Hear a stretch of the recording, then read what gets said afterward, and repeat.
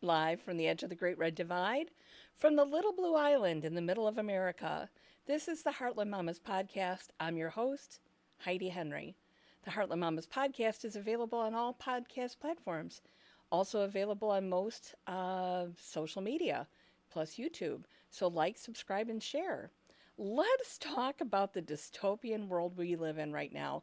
I mean, it's only day, 10, 11, and here we are. Here we are, right in the middle of things. And the thing I want to talk to you about right now is the giant land grab that Project 2025 spelled out in the book that I read last April. And Trump denied that he was not part of that. He didn't know anything about it. But all of his executive orders to date in the last 10, 11 days, what is today? 10, 11 days, has been right out of Project 2025. And we need to talk about the Farm Bill because we pass a Farm Bill in the United States every 5 years. We have since the 30s when FDR passed the Agricultural Act. It was in three parts to help protect farmers from pricing so that there was a minimum price for crops. It regulated how many acres they could plant because remember, we were going through the Great Depression, and along with that, we were going through the Dust Bowl, right? The Okies were leaving Oklahoma because they had literally planted from the edge of the field to the other edge of the field. And we do that a lot in agriculture, but we also allow for CRP ground, we allow for rest ground, we allow for recreation ground to prevent another Dust Bowl. So that was part of that agricultural entity back then. And the other thing was farm subsidies. So if the crops didn't sell for at least a minimum amount, we gave the farmers a subsidy so that they could continue growing the good quality food that we depend on every day. It's a very serious subject, and because of my age, I lived through the last farm collapse in 1980, and let me tell you how that worked.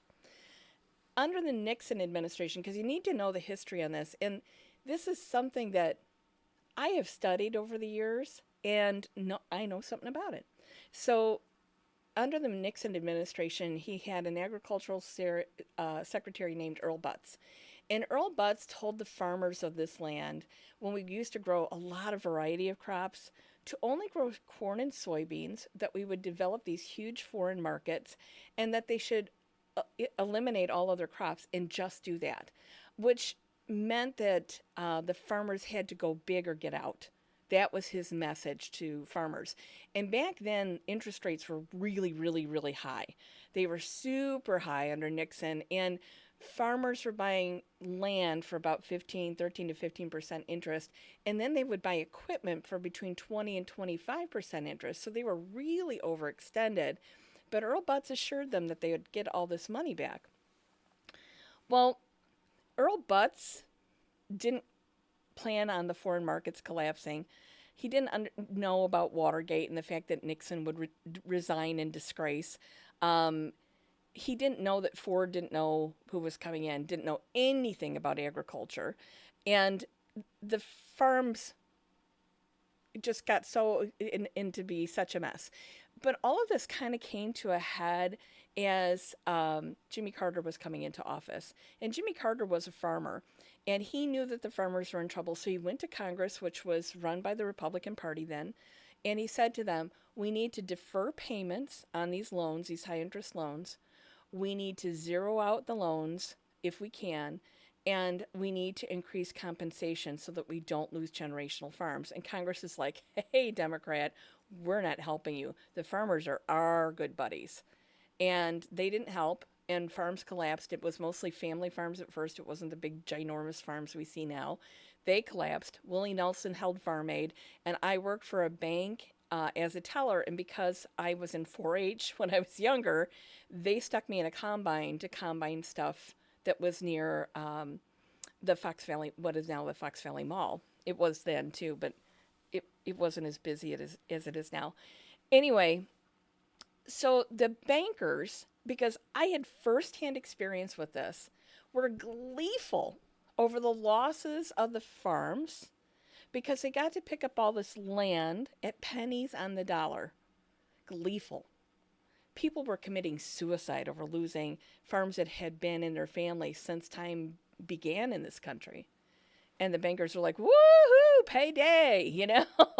It was terrible. It was horrible to witness.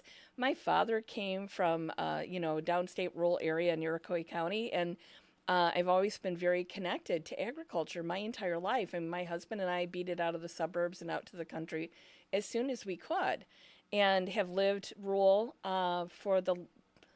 we've been married for 45 years, for about the last 42, 43 years of that. And it's our preferred way. It's kind of going back to our family's origins.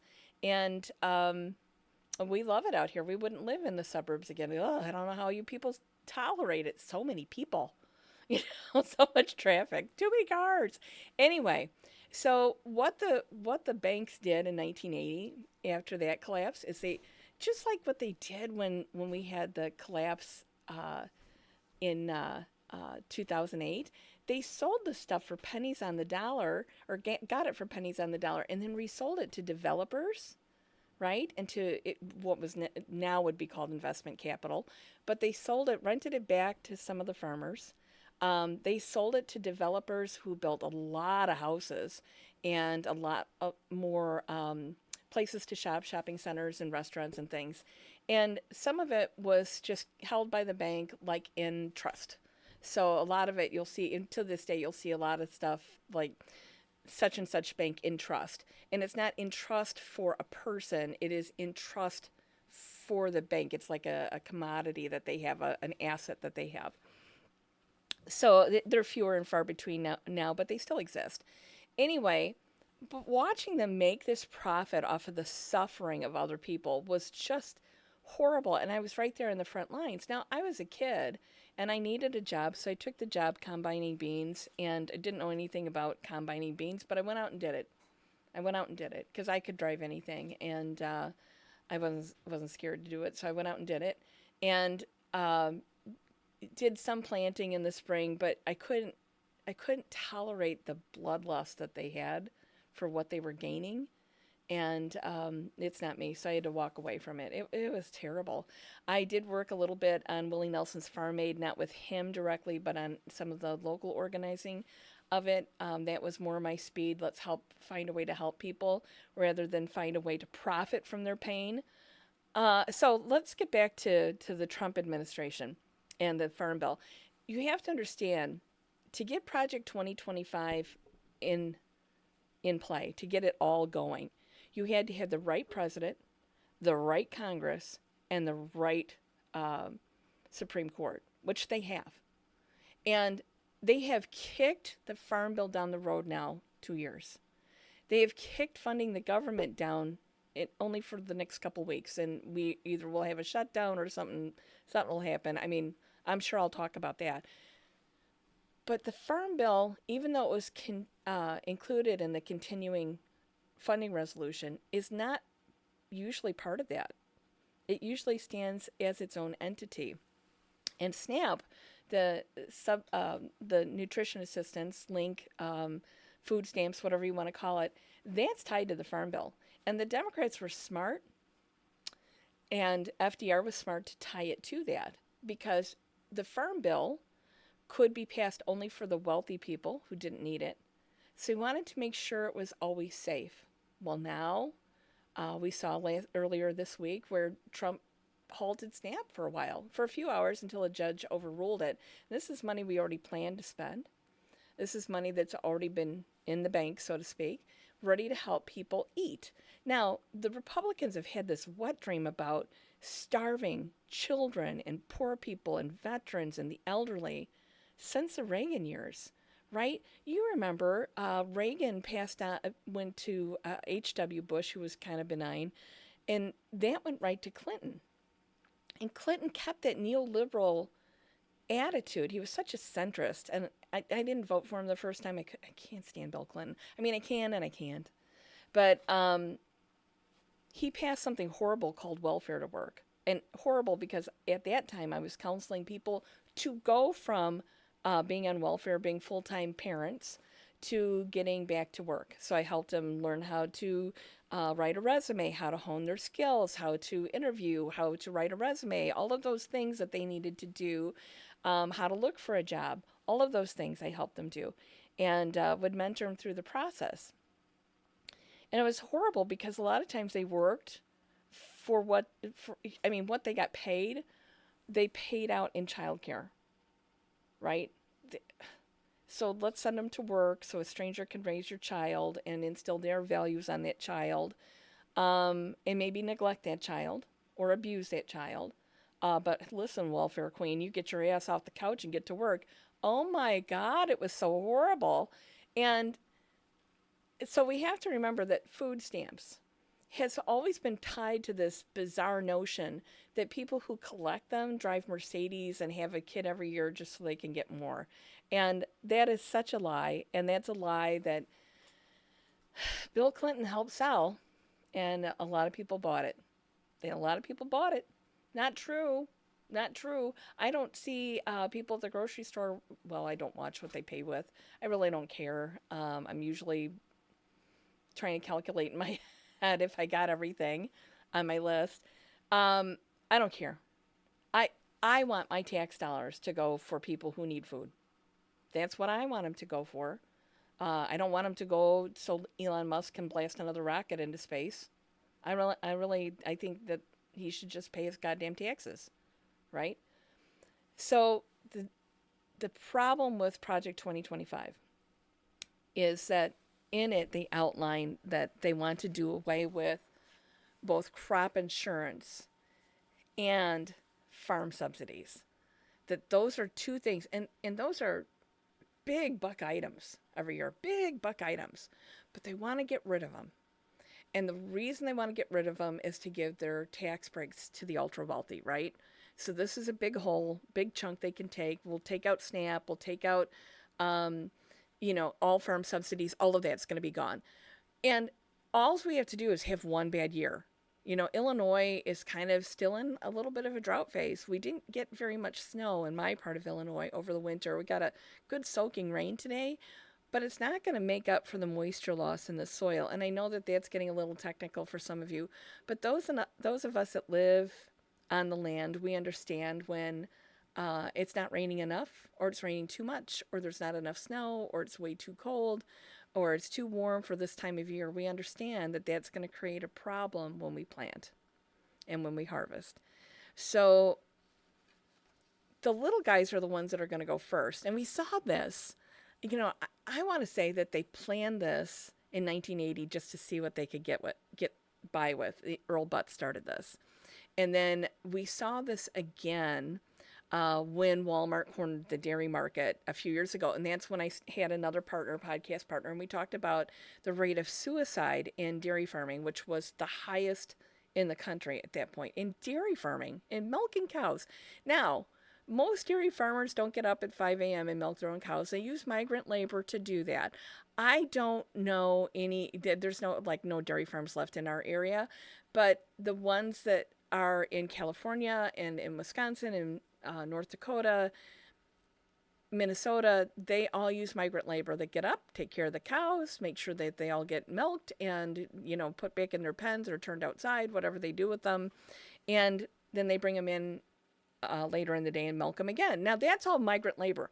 And migrant labor, oh my God, did you read what happened what's happening in California right now? The California Farm Bureau in the Central Valley of California, migrant workers are not coming to work right now, and the citrus crop, orange juice, is dying on the trees or falling off and rotting on the ground. Nobody's coming in to pick that stuff right now because they're all so scared they're going to get rounded up and deported. It's a terrible time we live in right now. Terrible for agricultural workers. And so much of agriculture in the United States is given to people who aren't from here, that are willing to do the work, because we certainly aren't. I'm not going to California to pick oranges, and I'm going to really miss OJ when it gets too expensive to afford. I really, truly am. And marmalade. That's another thing. But I've watched them set this up when they took the Farm Bill in 2023 and kept kicking it down the road, I thought, God damn it, they're setting it up to fall again. So if they take away subsidies and they take away crop insurance, the little farms are going to go first. That's always how it happens. It's always the little guy. Now, here's another statistic. Let me see if I can find it on my little piece of paper here. The U.S. produces 116 billion metric tons of corn each year. And we use that for everything from ethanol to feed to corn chips, biofuels, that sort of thing. And the Trump administration's commitment to big oil means that the biofuel subsidies are another thing that they want to cut. And that means that roughly, 80% of the corn crop, due to the tariffs that are going on this weekend to our three biggest trading partners, Canada, Mexico, and China, up to 80% of last year and this year's corn crop will not be sold. It's going to rot on the ground. It's going to rot. There's no place to put it. If it hasn't sold, the biofuel stuff has been sitting out all winter, right? They even use it for cattle feed because cattle have, 4 stomachs and it doesn't matter if it's all rotty. It's just how it is. Cows are uniquely designed that way. There's also a grim report from the American Soy Growers Association regarding the Trump tariffs that are about to go into effect again against China, Canada, and Mexico, who are our largest soy buyers. The tariffs and the retaliatory tariffs will cause 39 metric tons of soybeans to be left unsold of the roughly 113 million metric tons of soybeans that we already produce. This will cause a crash in the soy market, driving the prices down. If we can't sell a full 1/3 of the soy we produce. So remember, Earl Butz had them plant just 2 crops, corn and soybeans. Now we've created more instability in the market. Now, the last time this happened, the last time Trump was in office, he did this. And our Illinois corn and soy, our corn especially, goes to Mexico, or used to go to Mexico. But what my amazing governor, J.B. Pritzker, had to do is he had to go to Taiwan and open a new market for Illinois corn and soy, which he did. And he sold it all. He sold it all at a great price. But what people don't understand is since even before the last Trump administration, Brazil has clear-cut the rainforest, clear-cut it, burned it down, tilled it up, and planted corn and soybeans. Now they are the major agricultural player in those crops. That's where China, Mexico, and Canada are going to go to. They're going to go to Brazil. Brazil is a friendly trading partner. Bolsonaro's gone now. They've got a whole new outlook. Now they're trying not to carve up any more of the rainforest. It's still happening, mostly for mining. That's a subject for another day. I've got a really poor, dim view on mining. But it's not like they don't have another place to buy this stuff. The world overproduces corn and soy, thanks to Earl Butz. It used to be just the U.S., but now it's going to be Brazil. So just like last time, we're going to go back and try to regain these markets like we tried to do under Biden and had some fortune that way. Now we're going to lose them because of the tariffs, and they're just going to go to Brazil and buy their corn and soy. Brazil's got a lot of corn and soy for sale right now, and they're going to give everybody a great price to get all these new customers in. So what happens is when the small farmers fold, the larger ones around them, and I'll tell you right now, this is how you tell a corporate farm from a family farm. A family farm during the day, there's no cars in the driveway. A corporate farm has got a parking lot full of cars. Just drive around and take a look. See who's got the parking lot. Because family farms, somebody else has got to work because they need health insurance, they need enough income, they need to be able to survive for these ups and downs, these up and down valleys. They don't have as big a write-offs as the big farmers do. So it's going to be the ones with no cars in the driveway during the day. They're going to go. And then we're going to go through another election cycle in 2 years. And the Republicans are going to make sure that the big farmers get just enough to make sure they get their votes. That's what they did last fall. They made sure that they funded them just enough to get their votes because they knew that people in ag, not everybody, but a lot of them don't read. They don't read Project 2025. They don't look past their voting record, their voting history. They just keep plowing forward. That's all they do. They're still mad at Jimmy Carter. They're still mad at FDR for telling them they can't plant fence row to fence row.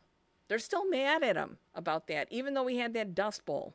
And if you don't remember that history, please look it up.